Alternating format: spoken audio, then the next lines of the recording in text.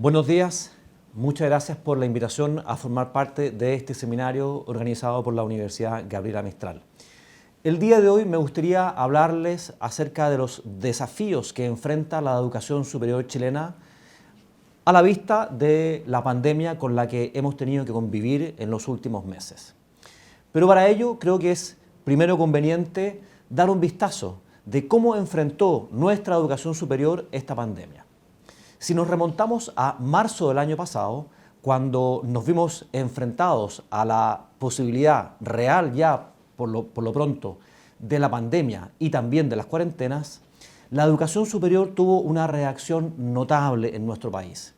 De hecho, prácticamente la mayoría de las instituciones de educación superior pudieron cambiar sus modalidades de enseñanza prácticamente de la noche a la mañana, pasando de la presencialidad a la virtualidad.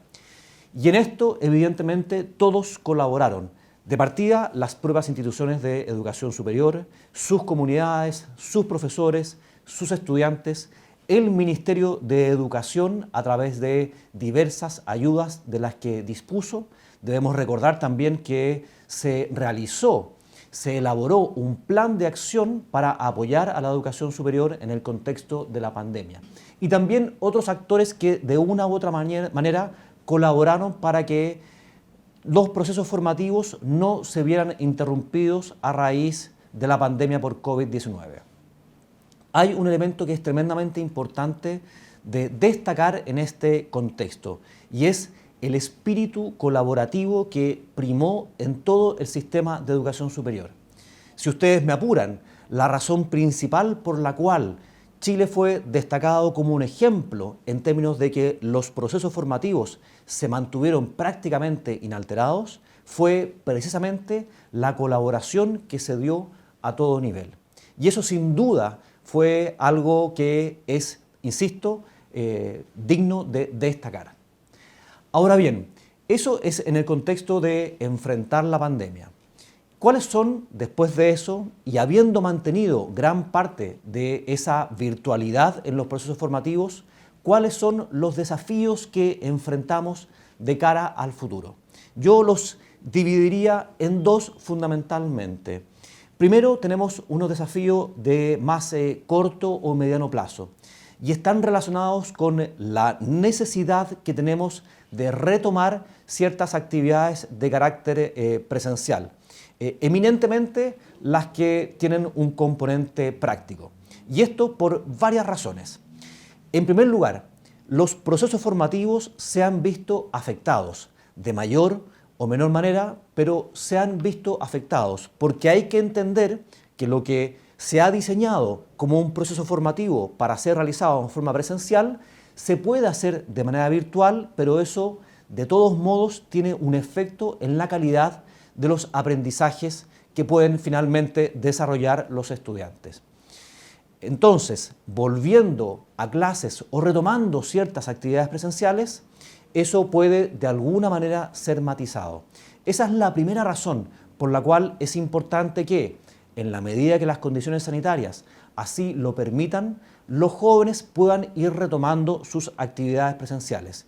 Y es algo que hemos visto en ciertas instituciones de educación superior que, encontrándose en comunas que no están en cuarentena, pueden empezar a desarrollar ciertos procesos de carácter presencial, en especial, como digo, aquellos de carácter más práctico.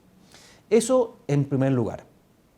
En segundo lugar, hay que tener en consideración datos que hemos tenido a la vista en los últimos días. En particular, hay un dato que quiero compartir con ustedes y es el de la titulación o la cantidad de personas tituladas de la educación superior. La información de la cual estamos disponiendo a través del CIES es que la cantidad de titulados en la educación superior el año pasado disminuyó en más de un 20%, encontrándose mayormente esa falta o esa disminución de titulados en áreas del conocimiento como la salud, por razones perfectamente entendibles y vinculados, por cierto, a la pandemia. Esta enorme cantidad de titulados menos con los que cuenta el mundo laboral, en definitiva, Se explica, como ya he dicho, por la pandemia, pero en definitiva también debe llevar a reflexión a las instituciones de educación superior en el sentido de que es importante retomar ciertas actividades que no impidan o que no inhabiliten a los estudiantes para finalmente titularse, entendiendo que la demora en ciertos procesos formativos, en especial en aquellos de carácter práctico que están más vinculados a la graduación o a la titulación, lo que hacen en definitiva es impedir que esos jóvenes puedan egresar o puedan titularse y por lo pronto insertarse en el mundo laboral. Esa es una segunda razón por la cual es importante retomar, en la medida que las condiciones sanitarias así lo permitan, las actividades de carácter presencial. Y la tercera razón, y probablemente la más importante, es finalmente por la salud mental de las propias comunidades y en particular de los jóvenes. Se ha visto, hemos podido leer distintos estudios e informes que dan cuenta del deterioro en la salud mental de los estudiantes, particularmente, que se han visto afectados por la pandemia y por todas las repercusiones que de una u otra manera se ligan a ella. Y esto se ha visto acentuado por la falta de presencialidad, que tiene un impacto desde el punto de vista del proceso de socialización que todos los jóvenes suelen hacer durante su paso por la educación superior. En definitiva, la salud mental de los jóvenes, que muchas veces se entiende como un proceso de languidecimiento o que los jóvenes están languideciendo en esta pandemia, hace absolutamente imperioso que hagamos todos los esfuerzos necesarios para retomar las actividades de carácter presencial, entendiendo que eso va a poder matizar de muy buena manera la salud mental de estos jóvenes, de nuestros jóvenes, que se está viendo afectado tremendamente a raíz de la condición sanitaria que estamos viviendo. Eso, por cierto, en la medida que las condiciones así lo permitan. Eso es, en definitiva, el gran desafío que tenemos en el corto, mediano plazo con respecto a la educación superior. Es decir, ver la manera de alternar la formación de carácter más virtual u online que se ha venido desarrollando con una formación que debe incorporar cada vez con más fuerza la presencialidad en razón de estos argumentos que les acabo de exponer. Y en particular, insisto, hago fuerza en esto con respecto a la necesidad que ello tiene para la mejora de la salud mental de los estudiantes. Ahora bien, ¿qué es lo que viene ya para el mediano o para el largo plazo en términos de desafíos? Y aquí nos vamos ya a reflexiones más interesantes. Por supuesto, es difícil pensar que la educación superior vaya a mantenerse tal cual lo era antes de la pandemia. Hemos aprendido un sinnúmero de cosas a raíz de la pandemia.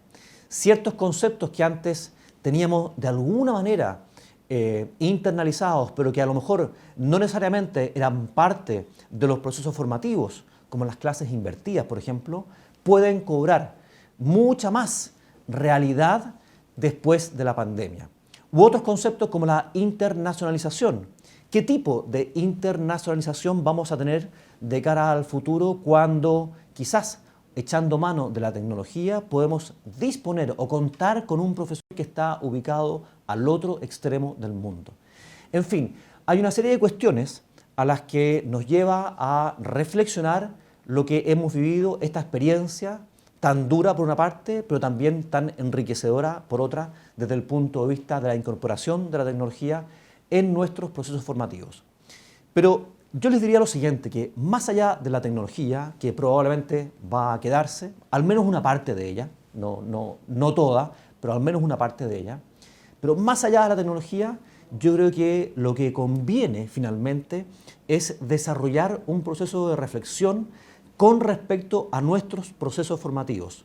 La tecnología, la pandemia, provee una excusa perfecta para hacer ese proceso de reflexión.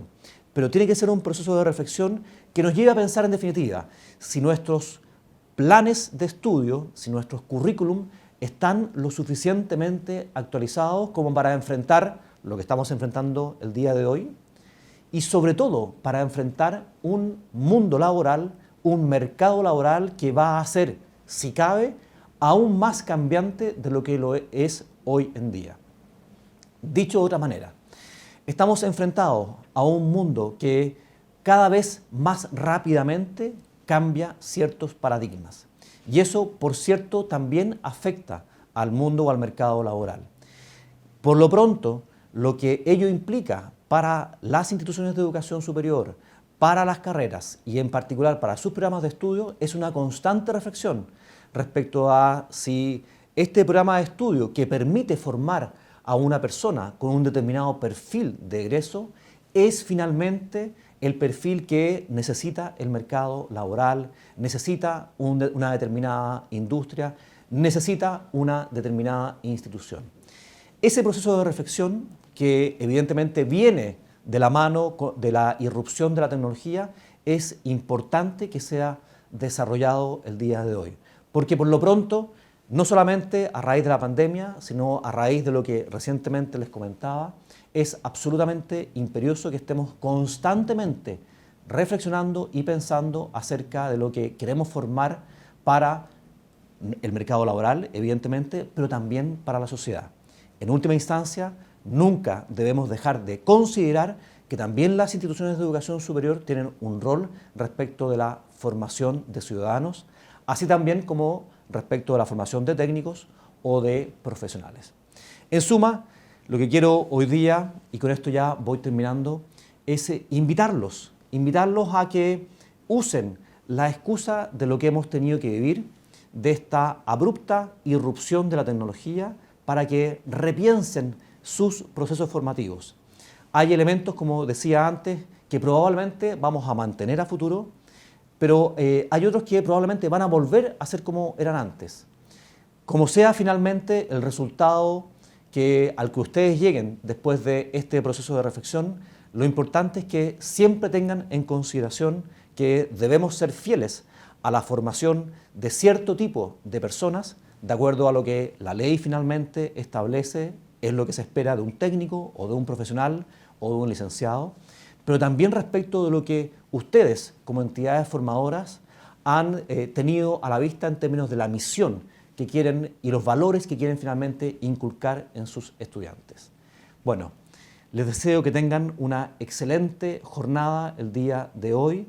Vuelvo a agradecer la invitación y, por supuesto, espero que sea muy fructífera y que puedan tener una jornada estupenda en lo que resta del día. Muchas gracias.